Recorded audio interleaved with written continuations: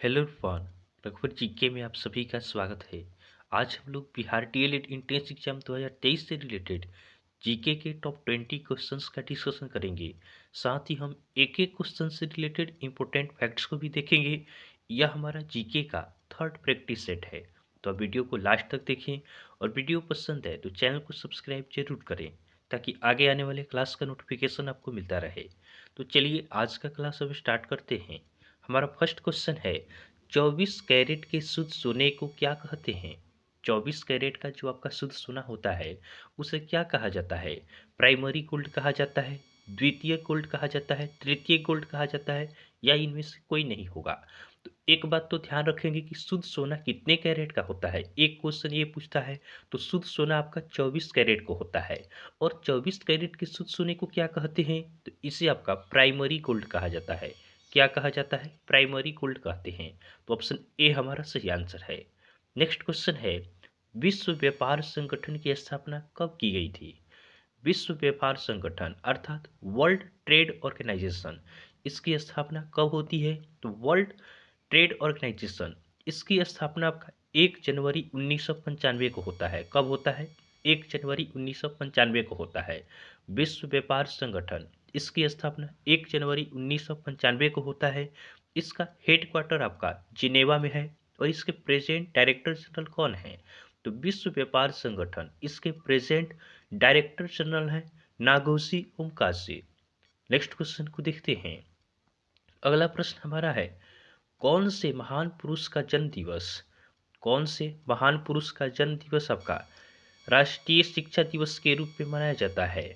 तो कौन से महान पुरुष का जन्म दिवस राष्ट्रीय शिक्षा दिवस के रूप में मनाया जाता है? तो इस प्रश्न का सही उत्तर होगा ऑप्शन डी, मौलाना अबुल कलाम आज़ाद। मौलाना अबुल कलाम आज़ाद ये स्वतंत्र भारत के प्रथम शिक्षा मंत्री थे। इन्हीं के जन्म दिवस के उपलक्ष्य में आपका राष्ट्रीय शिक्षा दिवस मनाया जाता है। कब मनाया जाता है? तो मौलाना अबुल कलाम आज़ाद, इनकी जयंती होती है 11 नवंबर को। इसलिए प्रत्येक वर्ष आपका 11 नवंबर को राष्ट्रीय शिक्षा दिवस मनाया जाता है। वहीं हम बात करें अंतर्राष्ट्रीय शिक्षा दिवस की, यह कब मनाया जाता है? तो अंतर्राष्ट्रीय शिक्षा दिवस यह आपका 24 नवंबर को मनाया जाता है। नेक्स्ट क्वेश्चन है, टिहरी बांध किस नदी पर स्थित है? टिहरी बांध यह किस नदी पर स्थित है? तो टिहरी बांध आपका भागीरथी नदी पर स्थित है। तो ऑप्शन सी हमारा सही आंसर होगा। टिहरी बांध यह आपका भागीरथी नदी पर स्थित है। यह आपका भारत का सबसे ऊंचा बांध है। टिहरी बांध भारत का सबसे ऊंचा बांध है तथा विश्व का 8वां सबसे ऊंचा बांध है। इसकी ऊंचाई कितनी है? तो टिहरी बांध, इसकी ऊंचाई आपका 260 मीटर है। कितना है? 260 मीटर है। और टिहरी बांध यह आपका उत्तराखंड में स्थित है। नेक्स्ट क्वेश्चन को देखते हैं। वर्तमान में भारत के मुख्य न्यायाधीश कौन है? वर्तमान में भारत के मुख्य न्यायाधीश कौन है? तो वर्तमान में भारत के मुख्य न्यायाधीश हैं डी वाई चंद्रचूड़। कौन है? डी वाई चंद्रचूड़ हैं। ये 50वें नंबर के मुख्य न्यायाधीश है। किस नंबर के हैं? 50वें नंबर के हैं। नेक्स्ट क्वेश्चन है, कंप्यूटर साक्षरता दिवस कब मनाया जाता है? कंप्यूटर साक्षरता दिवस यह कब मनाया जाता है? तो कंप्यूटर साक्षरता दिवस यह आपका 2 दिसंबर को मनाया जाता है। ऑप्शन डी हमारा सही आंसर होगा। कंप्यूटर के बारे में जागरूकता बढ़ाने के लिए प्रत्येक वर्ष आपका 2 दिसंबर को कंप्यूटर साक्षरता दिवस मनाया जाता है। नेक्स्ट क्वेश्चन है, बिहार दिवस कब मनाया जाता है? बिहार दिवस यह कब मनाया जाता है? तो बिहार दिवस आपका 22 मार्च को मनाया जाता है। कब मनाया जाता है? 22 मार्च को मनाया जाता है। ऑप्शन बी हमारा सही आंसर होगा। नेक्स्ट क्वेश्चन है, सबसे पहले किस हड़प्पा स्थल से जूते हुए खेत का साक्ष्य प्राप्त हुआ है? सबसे पहले किस हड़प्पा स्थल से जूते हुए खेत का साक्ष्य प्राप्त हुआ है? तो इस प्रश्न का सही उत्तर होगा ऑप्शन बी, कालीबंगा। कालीबंगा से आपका सबसे पहले जूते हुए खेत का साक्ष्य मिला है। और कालीबंगा से ही आपका नक्काशीदार कच्ची ईंटों से निर्मित भवन का साक्ष्य भी प्राप्त हुआ है। नेक्स्ट क्वेश्चन है, हड़प्पा वासियों ने सबसे पहले किस फसल की खेती की? हड़प्पा वासी सबसे पहले किस फसल की खेती की है? तो हड़प्पा वासियों ने सबसे पहले आपका कपास की खेती की। किसकी खेती की? कपास की खेती की। और बात करें कि इनका प्रमुख अनाज क्या था, तो हड़प्पा वासी इनका प्रमुख अनाज आपका गेहूं व जौ था। नेक्स्ट क्वेश्चन है, हड़प्पा सभ्यता के नगर व कस्बे किस आकार के विशाल खंडों में विभाजित थे? हड़प्पा सभ्यता के जो नगर थे वे किस आकार के थे, ये हमें बताना है। तो हड़प्पा सभ्यता यहाँ के जो नगर थे ये आपके आयताकार थे। कैसे थे? आयताकार थे। तो ऑप्शन बी हमारा सही आंसर होगा।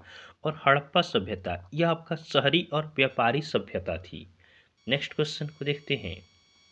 हड़प्पा सभ्यता का एकमात्र पूरा स्थल जहाँ के मकानों के दरवाजे और खिड़कियाँ मुख्य सड़क की ओर खुलती थी। हड़प्पा सभ्यता का एकमात्र पूरा स्थल कौन सा है जहाँ की मकानों के दरवाजे और खिड़कियाँ मुख्य सड़क की ओर खुलती थी? तो इस प्रश्न का सही उत्तर होगा ऑप्शन डी लोथल।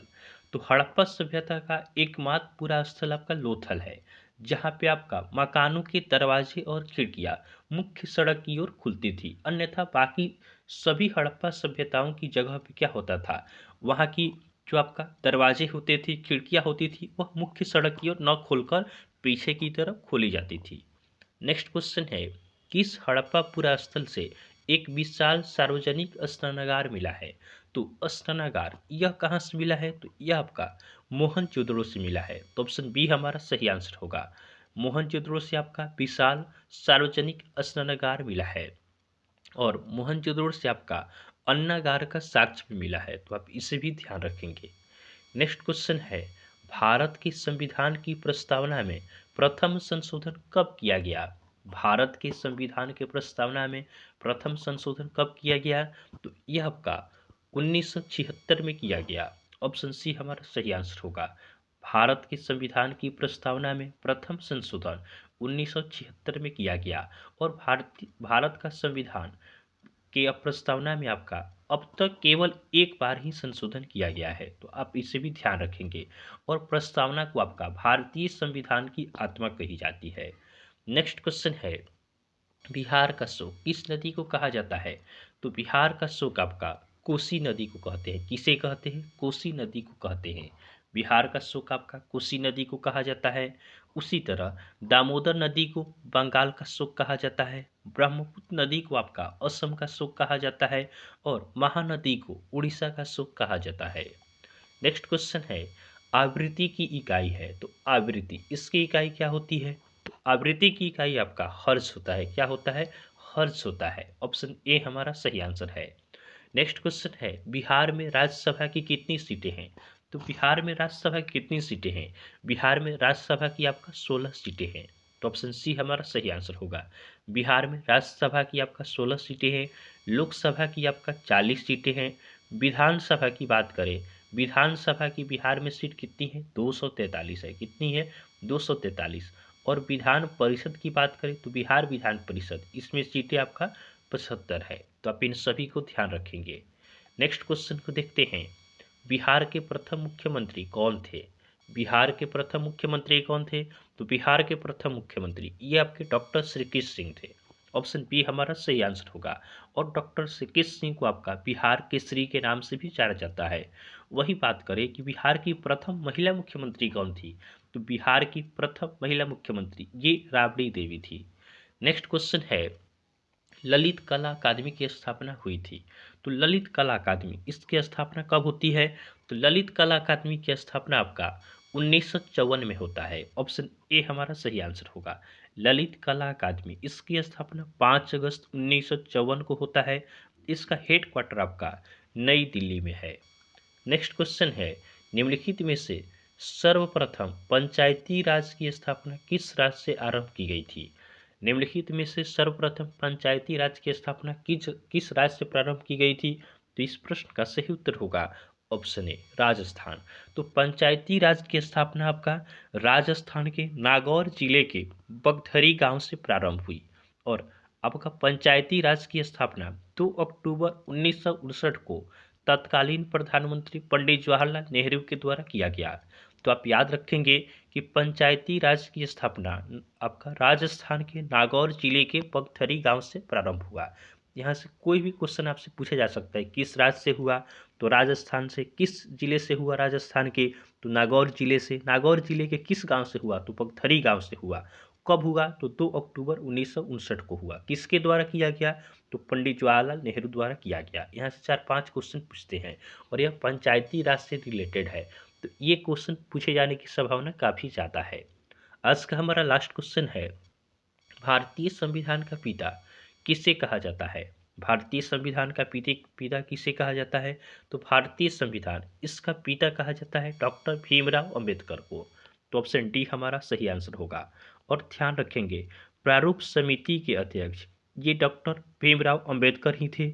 और डॉक्टर भीमराव अंबेडकर, इनका संविधान सभा में निर्वाचन हुआ था पश्चिम बंगाल से। तो आप इसे भी ध्यान रखेंगे। तो इस तरह हमने बिहार डीएलएड एंट्रेंस एग्जाम 2023 से रिलेटेड जीके के टॉप 20 क्वेश्चंस का हमने डिस्कशन किया है। तो आपको वीडियो पसंद आया हो तो आप वीडियो को लाइक करें और चैनल को सब्सक्राइब जरूर करें। तो चलिए आज के लिए हम इतना ही रखते हैं, फिर नेक्स्ट वीडियो में आपसे मिलेंगे, तब तक के लिए धन्यवाद।